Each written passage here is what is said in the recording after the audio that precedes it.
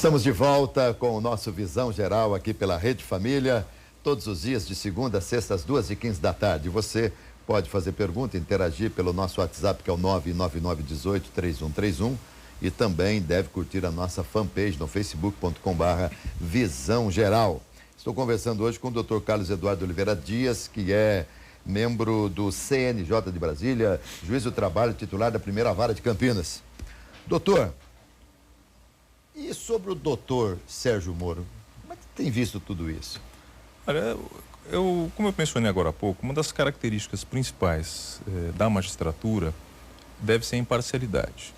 E ao lado dela, uma outra garantia extremamente importante para a sociedade é o que nós chamamos de independência judicial.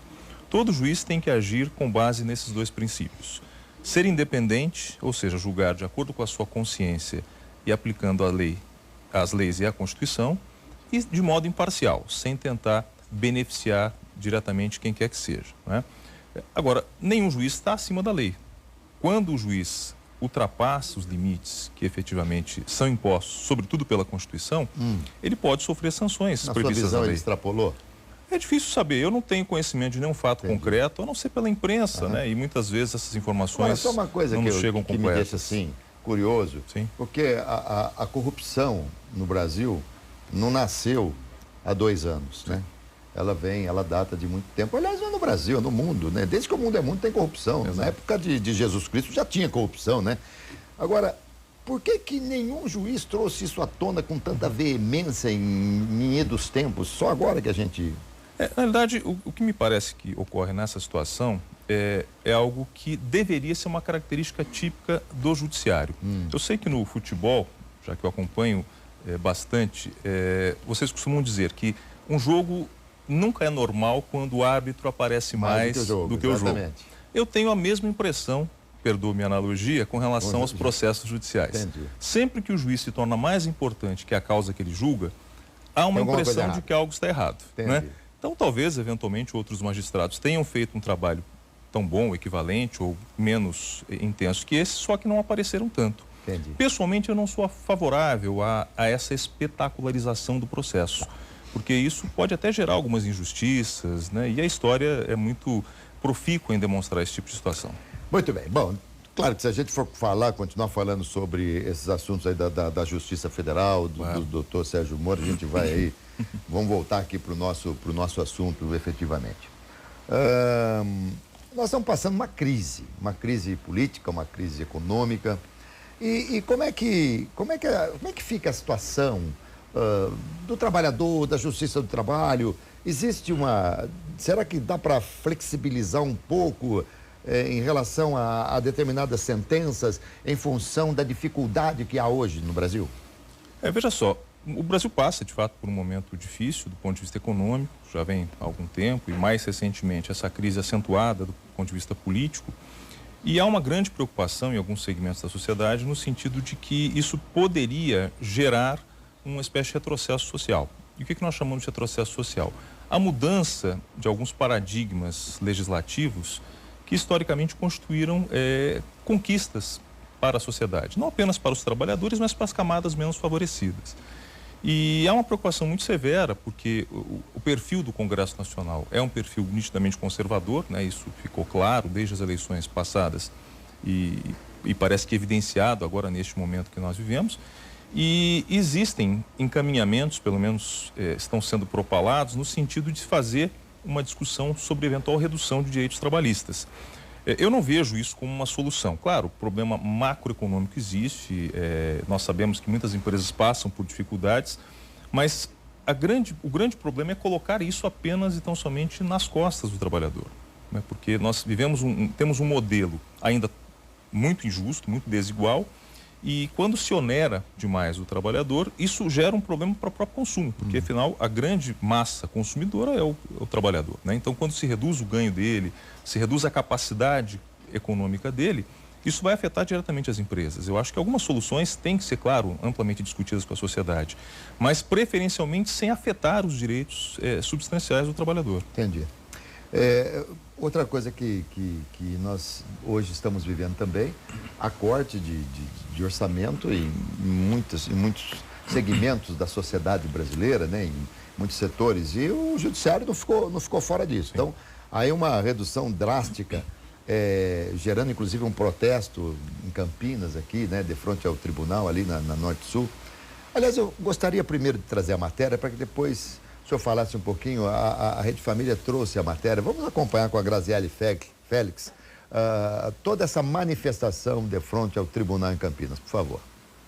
Mais de 400 pessoas compareceram à sede do Tribunal Regional do Trabalho da 15ª Região de Campinas para apoiar o ato público em defesa da Justiça do Trabalho. Desembargadores, juízes, promotores, advogados estão inconformados com os cortes orçamentários para 2016, que ultrapassam 880 milhões de reais. Isso vai comprometer os contratos de aluguéis de prédios, a manutenção, vigilância, limpeza, conservação, processo judicial eletrônico, de maneira que, pelos nossos cálculos, nós vamos conseguir fazer uma travessia até julho, agosto, e aí poderá comprometer, num período em que há um desemprego latente de cerca de 9% de desemprego, e aí aumenta o número de ações trabalhistas na Justiça do Trabalho.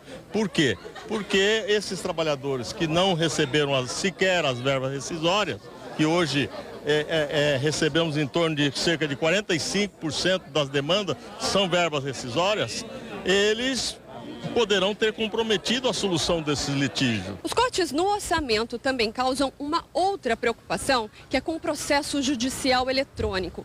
Isso porque o corte na área da tecnologia ultrapassa 80%.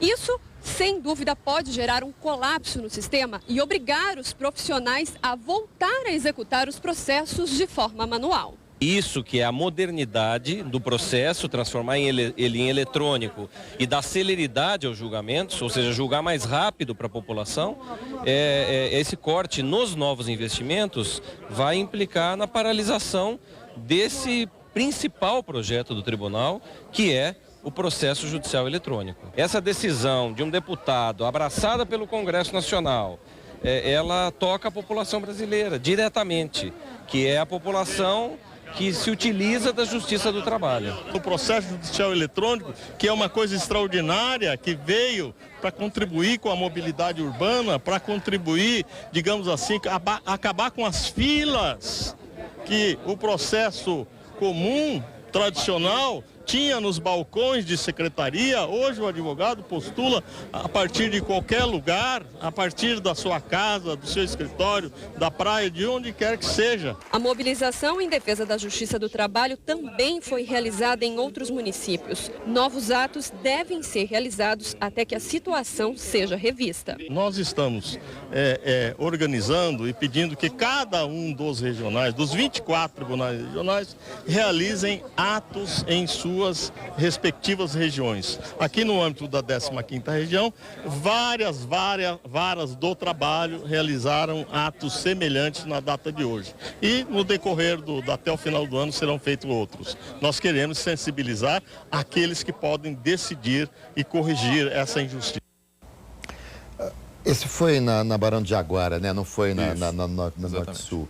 Mas, bom, eu não sei como é que vocês estão vendo isso, imagino com muito pesar, né? Muita preocupação, porque na realidade o que acontece? O orçamento da Justiça, do Poder Judiciário como um todo, ele foi votado no ano passado como todo o orçamento da União. E nesse momento já se pronunciavam esses cortes.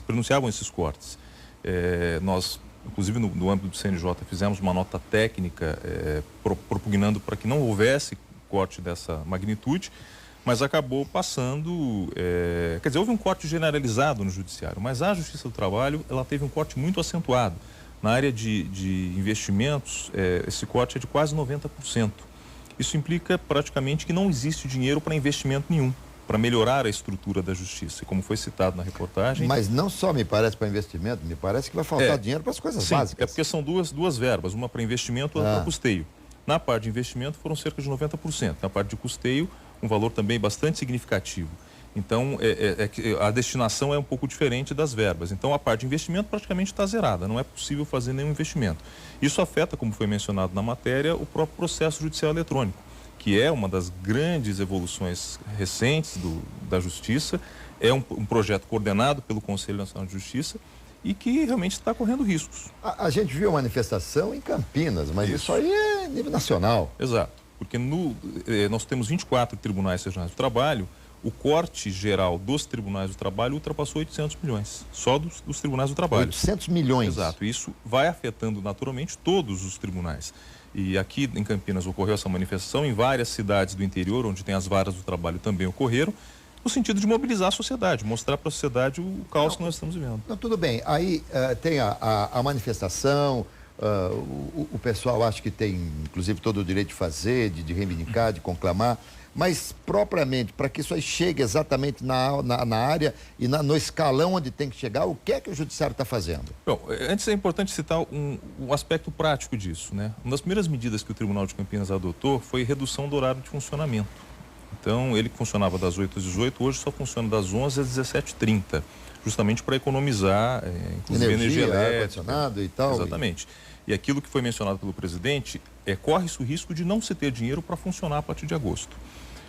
Como nós estamos trabalhando, existe até uma ação direta de inconstitucionalidade que foi ajuizada perante o Supremo Tribunal Federal, questionando a constitucionalidade justamente deste corte orçamentário, e outras ações políticas estão sendo feitas, né? Essas manifestações, ontem foi na terça-feira foi marcado o dia para isso, exatamente para que essas manifestações sejam levadas ao Congresso Nacional, sensibilizando, para que ele possa reverter isso, possa fazer algum tipo de suplementação orçamentária, que seria aí uma espécie de complemento do valor destinado para o Poder Judiciário, para a Justiça do Trabalho especial, a fim de que ela possa cumprir as suas obrigações. Agora, dinheiro para o salário não vai faltar, né?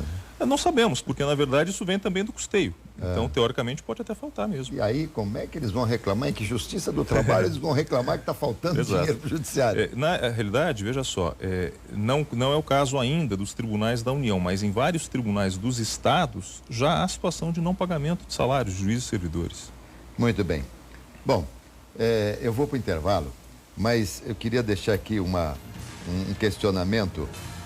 São tantas coisas, mas eu queria falar sobre a possibilidade de haver um corte, inclusive, de algum remanejamento de verba, porque nós vamos, na teoria, né, a gente está prestes a ter uma mudança de comando no governo, né? E me parece que no projeto Ponte para o Futuro tem aí algumas coisas que podem trazer consequências para o judiciário. Já a gente fala sobre isso aqui no nosso Visão Geral, que vai para o intervalo. E volta já, quero falar de trabalho escravo também, que é uma coisa interessante. A gente volta já conversando com o doutor Carlos Eduardo Oliveira Dias aqui, juiz do trabalho. Voltamos já.